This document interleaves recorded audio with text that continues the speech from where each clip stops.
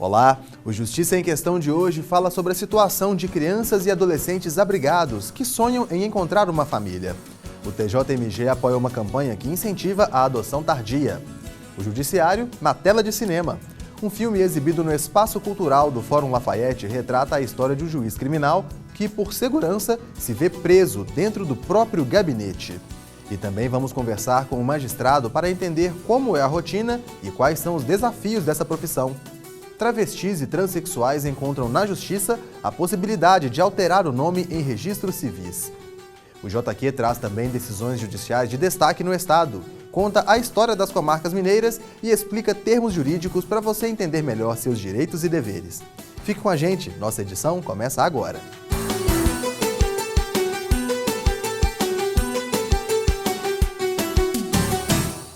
No Brasil, muitos jovens são afastados dos pais e familiares por falta de condições de crescerem e serem educados em determinado lar. São mais de 40 mil crianças e adolescentes morando em abrigos à espera de serem adotados. E para esses jovens, quanto mais o tempo passa, menores as chances de serem acolhidas por uma família. Os irmãos Kaique, Yasmin e Lília brincam no quarto. Uma cena familiar, semelhante às que acontecem em diversos lares por aí, exceto pelas diferenças no ambiente. Muitas camas e muitas crianças ao redor da mesa na hora do lanche. Eles moram em um abrigo. Esta é a casa deles enquanto esperam uma família que os acolha. O acolhimento institucional deveria ser a exceção da exceção da exceção e provisória, sempre provisória. Infelizmente, a nossa realidade muitas vezes acaba ensejando um acolhimento mais prolongado, né? Que não é o ideal e que muitas vezes é tolerado para evitar, às vezes, um mal maior, mas que jamais deve ser encarado como solução. A solução mesmo é a família, né? Seja a família natural, seja, em casos excepcionais, família substituta. Mesmo com pouca idade, estão decididos sobre o que querem. Eu quero ter uma família junto com minhas irmãs. Assim como eles, aproximadamente 46 mil crianças vivem em abrigos à espera de adoção. Segundo o Cadastro Nacional de Adoção, existem mais pretendentes do que crianças e adolescentes à espera de uma família. Era para esses jovens serem adotados sem maiores dificuldades. No entanto, muitos deles passam longos períodos morando nos abrigos. E isso acontece por causa do tipo de criança que os pretendentes querem adotar. Em geral, o perfil desejado pela grande maioria dos pretendentes é um perfil de faixa etária até 7 anos de idade, em geral, né? A grande maioria prefere os recém-nascidos, até 1, 2 anos. Considera-se tardia a adoção de crianças que já tenham uma percepção maior de si e do mundo, ou seja, a partir dos 3, 4 anos de idade. Atualmente, são mais de 40 mil pretendentes e apenas 7% deles aceitam crianças com idade superior a 7 anos. Na tentativa de esvaziar os abrigos e completar famílias, associações como o GADA, Grupo de Apoio à Adoção, tentam unir essas crianças aos interessados. Uma das iniciativas para isso foi a realização de uma campanha encabeçada por um time de futebol. O projeto surgiu através do Esporte Recife, que incentivou, a outros grupos de apoio à adoção a trabalhar sobre isso. GADA, Grupo de Apoio à Adoção de Santa Luzia, GABH, Grupo de Apoio à Adoção de Belo Horizonte.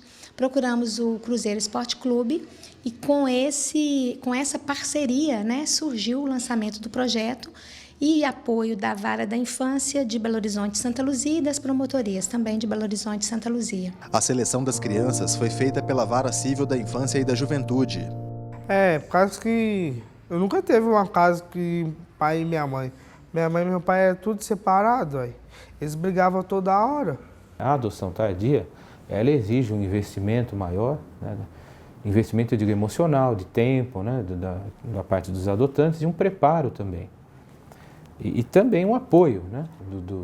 dos órgãos de assistência social, principalmente na questão psicológica. Os pretendentes à adoção precisam estar cientes do que é cuidar de uma criança. Quanto menos restrições para adotar, mais rápida pode ser a realização do sonho de ter um filho. Prova disso é a história de Cristiane e Gustavo, que sempre tiveram a adoção como prioridade. Os filhos biológicos poderiam vir, mas o adotivo com certeza viria. Eu venho de uma família com 12 filhos adotivos, eu sou a mais nova. E aí quando eu conheci o Gustavo também tem várias histórias de adoção na família. o casal resolveu fazer a última viagem sem filhos. O destino era a Argentina. E assim que chegaram lá, uma surpresa. A gente não imaginava que eu estava grávida. Fomos para o exterior e quando chegou lá, um calor danado, andamos o dia inteiro. No dia seguinte da chegada, andamos o dia todo e à noite eu passei mal e perdi o neném. Parecia um sinal para eles que já estavam na fila para a adoção. Quando voltaram ao Brasil, poucos dias depois, os filhos chegaram para eles e fizeram questão que fossem crianças um pouco maiores. As crianças já tiveram uma vivência, as crianças sabem a sua origem, as crianças sabem a sua história e estão de coração aberto para adotar essa nova família. Gustavo revela que no início nem tudo foi perfeito. Os garotos tinham receio até de se alimentar, não queriam ser devolvidos para o abrigo. Abrir geladeira. Pode, pai? Pode abrir a geladeira? Pode pegar uma maçã? Essas coisas eles precisaram se adaptar. Chegou ao ponto, por exemplo, de no começo me perguntar se podia ir ao banheiro. Eu posso ir no banheiro? São coisas que a gente, no começo, se assusta um pouco, mas vê que é processo de adaptação. Então, pode brincar? Pode assistir televisão? Aqui nós fomos cortando. Se não puder, nós vamos falar, mas faça. Com a casa se transformando no lar dos dois irmãos, o casal se sente realizado. Ou melhor, quase. Para eles, ainda falta uma coisa. A menina.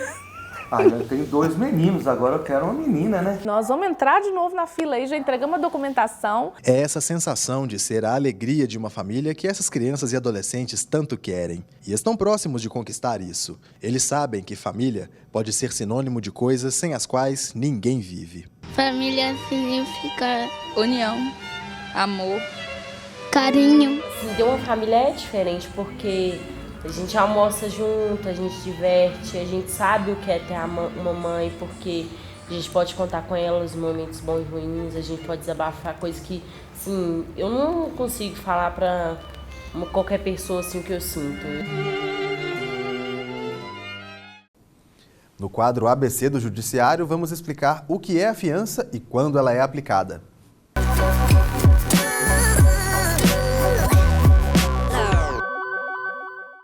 Fiança eu sei, mas... nossa... Fiança, quando você acredita na palavra de alguém ou no nome da pessoa. Fiança é safado paga pra sair da cadeia, né? Fiança, no caso, pode ser um pagamento, né? Uma multa, uma compensação de alguma pendência, alguma coisa assim, eu acho.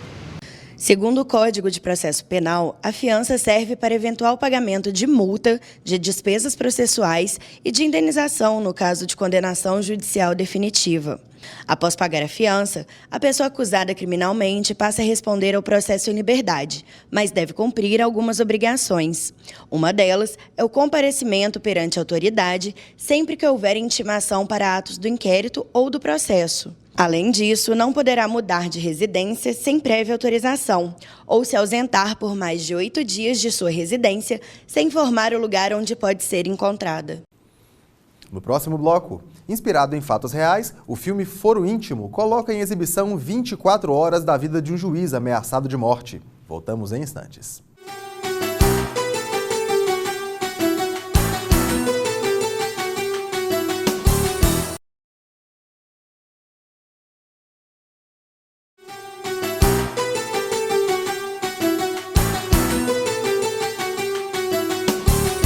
Você está assistindo ao Justiça em Questão, programa do Tribunal de Justiça de Minas Gerais.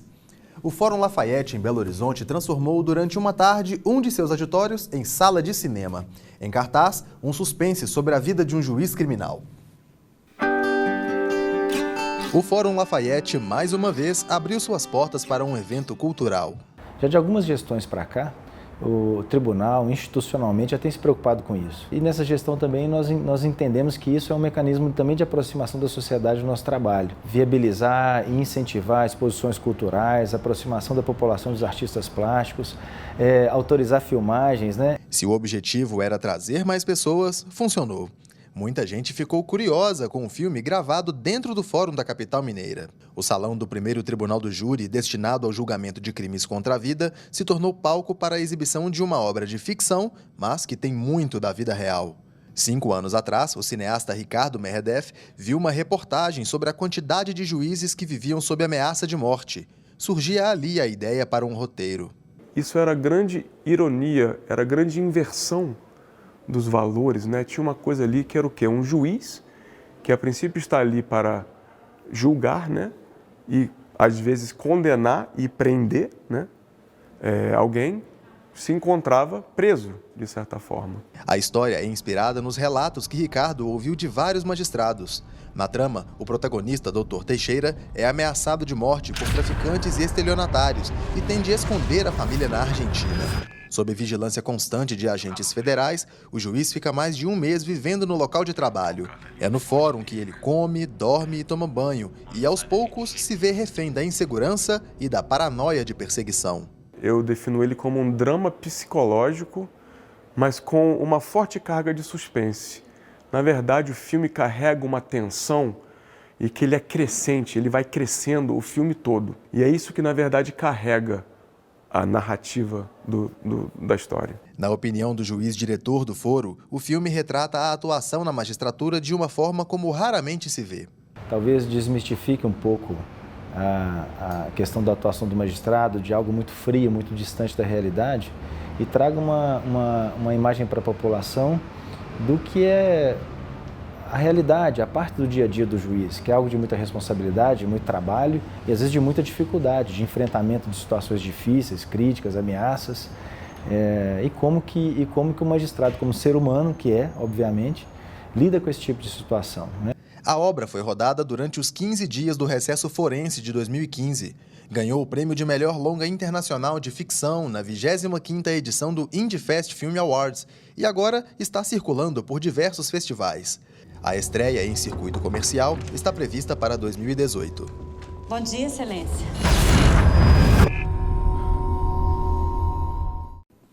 E para mostrar como é a rotina de um magistrado, eu conversei com o juiz de direito Guilherme Sadi. Doutor Guilherme, que instruções passadas para um magistrado durante esse processo de formação de um juiz que são pertinentes e até necessárias para a atuação em uma vara criminal? Eu reputo que várias são as instruções, mas a mais importante é o controle emocional que todo juiz de direito deve ter. Não só o juiz criminal, mas todos os outros de todas as áreas. Quais seriam as particularidades da atuação de um juiz criminal? Principalmente muitas audiências. Realmente todo o processo criminal gera uma audiência. E realmente a particularidade que eu reputo da área criminal, de um juiz criminal, é realmente a realização de audiências. Muitas audiências por dia.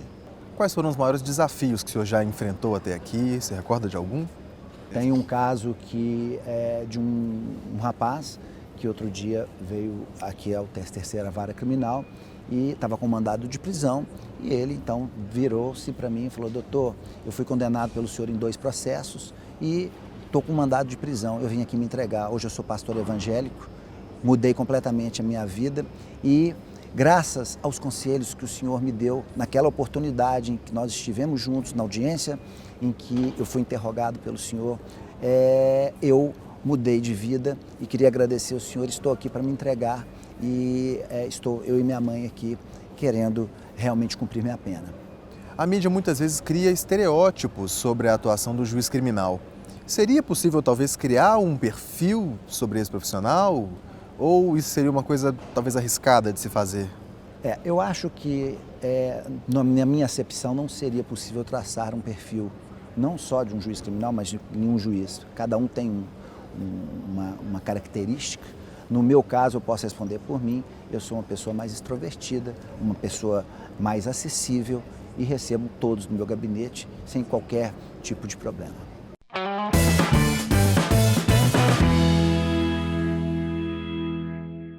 O Mapa das Comarcas passeia hoje pela região metropolitana de Belo Horizonte. O destino é Vespasiano, que fica a 27 quilômetros da capital mineira. A história da comarca de Vespasiano, também composta pela cidade de São José da Lapa, está ligada à Estrada de Ferro Central do Brasil. A ferrovia, construída em 1858 no Rio de Janeiro, foi um marco econômico no país. Ela facilitou a circulação de mercadorias entre Minas, Rio e São Paulo. Em 1894, a região de Vespasiano recebeu um trecho dessa estrada. O nome do município, inclusive, é uma homenagem ao diretor da ferrovia na época, o coronel Vespasiano Gonçalves de Albuquerque. A partir da década de 70, o setor agrícola perdeu força na região. Com isso, os moradores de Vespasiano tiveram que buscar novas oportunidades na cidade. A população cresceu e hoje, mais de 120 mil pessoas moram no município. Atualmente, Vespasiano se destaca por abrigar a Cidade do Galo, sede de treinamentos do Clube Atlético Mineiro, e pelo trabalho desenvolvido pelo Poder Judiciário. Além de julgar processos, a comarca investe em iniciativas pioneiras. Uma delas foi a intimação via WhatsApp. Unindo tecnologia e praticidade, o programa permite que notificações e documentos dos processos sejam enviados pelo aplicativo. A iniciativa facilita a vida do cidadão e faz o andamento das ações ser bem mais rápido e mais barato. A intimação via WhatsApp fez sucesso em Vespasiano e, diante dos resultados positivos, a Corregedoria Geral de Justiça estuda implantar a medida em outras comarcas.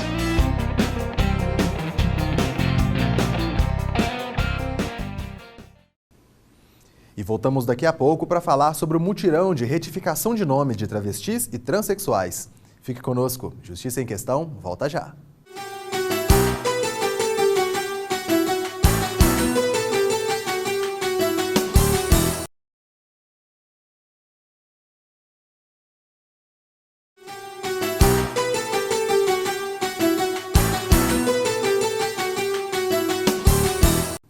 Estamos de volta com as sentenças que foram destaque no Tribunal de Justiça de Minas Gerais. É hora do giro de decisões.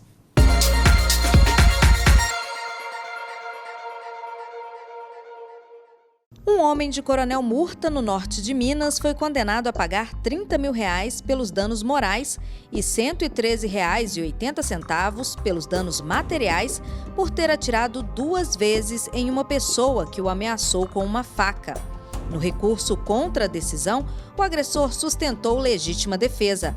A 10ª Câmara Cível do Tribunal de Justiça de Minas Gerais entendeu que não houve provas de que a vítima pretendia ferir o autor dos disparos. A 8ª Vara Criminal de Belo Horizonte condenou 4 pessoas por latrocínio em uma lotérica na capital. Os condenados assaltaram e mataram o dono do estabelecimento durante a ação. De acordo com o Ministério Público, os acusados roubaram um malote com R$16 mil do proprietário da lotérica e o mataram com arma de fogo. As penas aplicadas variam de 22 a 25 anos e deverão ser cumpridas em regime fechado. Em Juiz de Fora, uma mulher ganhou um processo que moveu contra uma cadeia de fast food. Segundo os autos do processo, a vítima comprou o lanche promocional e encontrou um inseto semelhante a uma barata viva debaixo do lanche, causando enorme repugnância, nojo e perda de apetite. Depois do ocorrido, ela informou imediatamente a ouvidoria da empresa. Na segunda instância, a lanchonete foi condenada a pagar R$3 mil por danos morais. Um nome que não representa a identidade de gênero em documentos é motivo de constrangimento para transexuais e travestis. Muita gente não sabe, mas é possível pedir na justiça esse tipo de alteração. Veja na reportagem de Camila Cambraia. Eu nunca me senti pertencido a nenhum lugar, assim. Eu não entendia ainda o que era, mas sabia que tinha alguma coisa de errado, alguma coisa que eu não estava sabendo distinguir ali, mas que não era aquilo que eu era, mas não sabia muito bem. A angústia só terminou há mais ou menos 2 anos, quando Gael decidiu se assumir homem trans. Ele contou para a família e para os amigos, mas precisava ir além. O estudante buscou a ajuda de profissionais e começou o tratamento hormonal. E aí, depois disso, eu fiz a mastectomia e passei por todas essas questões burocráticas também, né? Porque tive que correr muito atrás para conseguir tudo e fazer esse acompanhamento com o endocrinologista fazendo exame sempre e tendo que ir lá. Apesar de tantas mudanças, a transformação ainda não está completa. Agora, Gael luta pela retificação do nome e do gênero nos documentos. E enquanto a decisão da Justiça não vem, ele sofre constrangimentos quase todos os dias. E o Gael existe no meu contexto da minha vida, meu contexto familiar e social, mas ele não existe ainda como cidadão. O Gael não tem direitos, ele não... né? E aí a pessoa que eu sou como cidadão não me representa. Isso é uma coisa completamente, assim, estranha, né? Ter um nome nos documentos diferente do nome social dificulta o acesso a direitos básicos como saúde, educação e trabalho. Mas muita gente não sabe como fazer esse tipo de alteração. Para tentar ajudar a população nessas ações, a Defensoria Pública fez um mutirão. A procura foi tanta que as inscrições precisaram ser encerradas antes do prazo. Como o nome de registro traz muita aflição, muito conflito, elas têm verdadeiro pânico de ambiente social, né, de ambiente público, onde ela possa ser chamada em público pelo nome de registro. Então isso acaba virando barreira para acesso de direitos básicos. Por exemplo, elas não vão aos postos de saúde com medo de ser chamado pelo nome de registro, ou seja, ter o seu direito de saúde cerceado. Infelizmente, não conseguem finalizar os estudos por questões de preconceitos no ambiente escolar, tem dificuldade de acesso de trabalho, ou seja, a questão do nome é um dos fatores relevantes para que essa população seja bastante marginalizada na nossa sociedade. Quem participou do mutirão teve acesso a todos os serviços necessários para a abertura do processo de retificação do nome. Então a gente está produzindo as certidões que são necessárias, certidões judiciais, certidões de protesto, mas principalmente o relatório psicológico, né, que é um documento complexo e que demanda um certo tempo. Assim que ficou sabendo do mutirão, Ellen se inscreveu. Ela conta que começou a transição de gênero há 11 anos e espera que o nome nos documentos abra novas portas. Eu posso tirar minha carteira, eu posso estudar em qualquer local, eu posso correr atrás da minha vida, coisa que o nome por ser trans, a gente dá uma bloqueada em muita coisa, a gente se fecha muito para algumas vagas, porque a gente já tem um medo do preconceito. O desembargador do Tribunal Mineiro, Marcelo Rodrigues, explica que além de solicitar a alteração do nome, também é possível pedir a troca de gênero nos documentos. O indivíduo ele deve constituir o advogado, se não puder pagar o advogado particular, se socorrer dos serviços da Defensoria Pública, ingressar com uma ação judicial, que seria uma ação, tecnicamente falando, de alteração do assento de nascimento. Alterar o que no assento de nascimento? O prenome e o gênero. De acordo com o magistrado, embora ainda não exista legislação específica sobre o tema, o Judiciário tem avançado na discussão. Eu acho que é um avanço em relação ao princípio da dignidade da pessoa humana, é um princípio constitucional. O indivíduo, no decorrer de sua vivência, ele se descobre em uma desconformidade absoluta em relação ao seu gênero biológico, ao seu sexo jurídico. E é preciso, sim, que o judiciário, com atenção e cautela, ele se debruce sobre esses dramas pessoais de maneira a apaziguar esses conflitos.